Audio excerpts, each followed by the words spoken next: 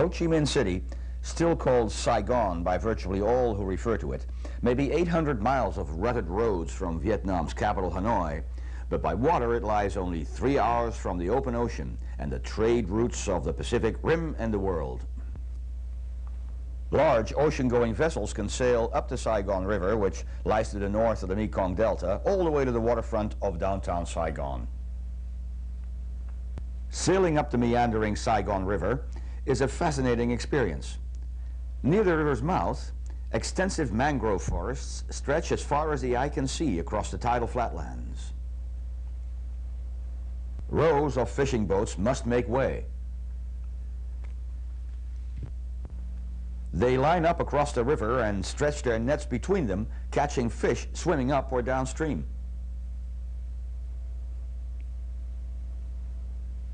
About an hour after entering the river, houses and villages appear on the river's banks. This tanker, having carried natural gas to Saigon, was returning to its terminal in the South China Sea.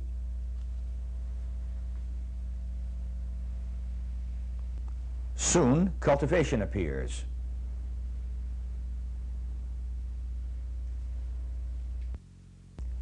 Meandering streams tend to be sediment-laden, and the Saigon River is no exception. Here, the ship's channel is being kept clear by dredging. Near Saigon, the river gets busier as boats of all shapes and sizes ply the waters.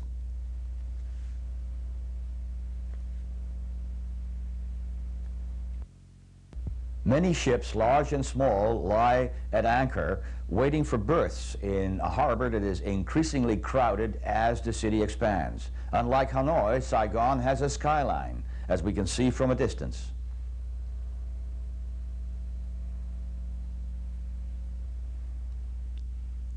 Soon we reach the outskirts of the city, and now the riverbank becomes a clutter of urban activities. This is the right bank, where the downtown and port facilities of Saigon lie. This is what you see on the opposite left bank of the Saigon River. During the later phase of the Vietnam War, while the South Vietnamese and American forces held Saigon on the right bank, Viet Cong insurgents controlled the left bank. Some tried to cross the river from these houses to commit acts of sabotage on the American side. A quarter of a century later, there still was no bridge across the Saigon River to link the city's opposite riverbanks.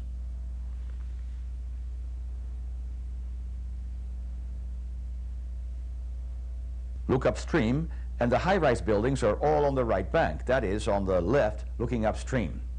The building on the left of the picture now is a floating hotel, about which more later. Today, Saigon is much larger than its old rival Hanoi, a bustling, energetic, freewheeling city.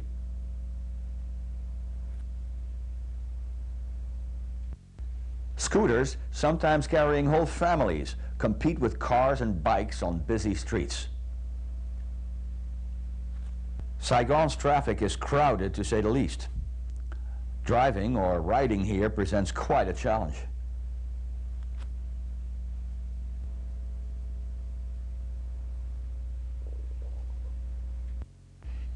Traffic jams like this one here on the bridge south of the downtown are no rarity. Look at the old Soviet-era trucks that are still in the streets.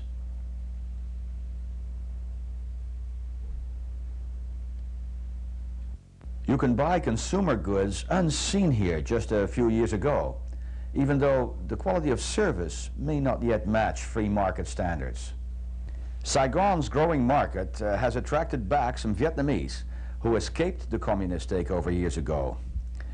I met one such businessman, Mr. Trang. Mr. Trem was in the United States, came to the United States as a small boy, and now you are back here. Will you tell us what happened? So I've been in the United States on 1990. Yeah. So I work in here and I study. I finished high school in the United States and finished on a college in the United States. And then I come back to the Vietnam 1990. Came back to Vietnam in 1990? Yes. And no problems coming back? No problem. You do business here now? You Yeah. opened a shop? So before I come here, I invest about the land and the house in the Vietnam. So that time the government very easy, and right now too, they seem to be the government open. Excellent. And what is your business? So now I open the motorcycle shop. And this is your shop? Yeah, that is my shop. And you're selling Hondas? Honda and Kawasaki and too many kind of the Honda. I see. So you're selling, you're from Vietnam, educated in America, selling Yes. Japanese motorbikes in Vietnam. That's Amazing. right. That's Amazing. right. That's right. And you say you go back and forth, no problems? No problem.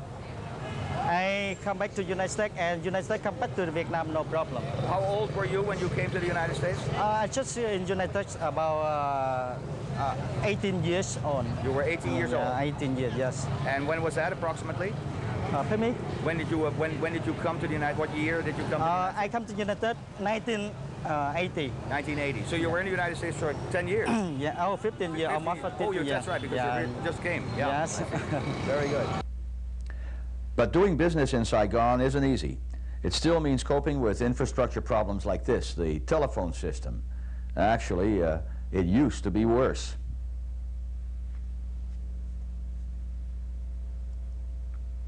This floating hotel, the Saigon Floating Hotel, was built by an Australian concern and towed up the Saigon River and docked right opposite the city's downtown. In the early 1990s, it was the only place in the city where you could make an international telephone call without hours, sometimes days of delay. There simply was no telecommunications infrastructure.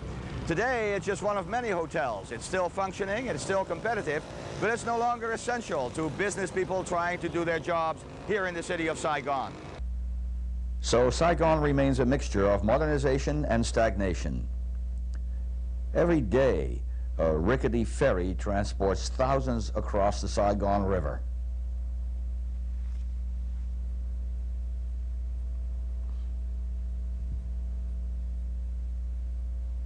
These old listing boats have been carrying people to and from the left bank for decades.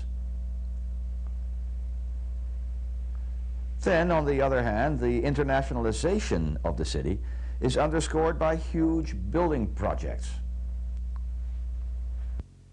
The New World Hotel, a joint venture between the Saigon government and Hong Kong money, is going to be, when completed, the largest hotel in all of Southeast Asia, larger even than the famous 68-story Westin in Singapore. And wherever you look in the outskirts of the city, roads are being laid out and surfaced.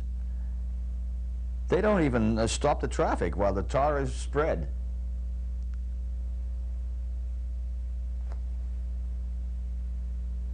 Saigon is favored by its location relative to the productive Mekong Delta, by its accessibility from the ocean, by its river port, and by its historic productivity and energy. With over 10% of Vietnam's entire population, Saigon is the country's vanguard on the Pacific Rim.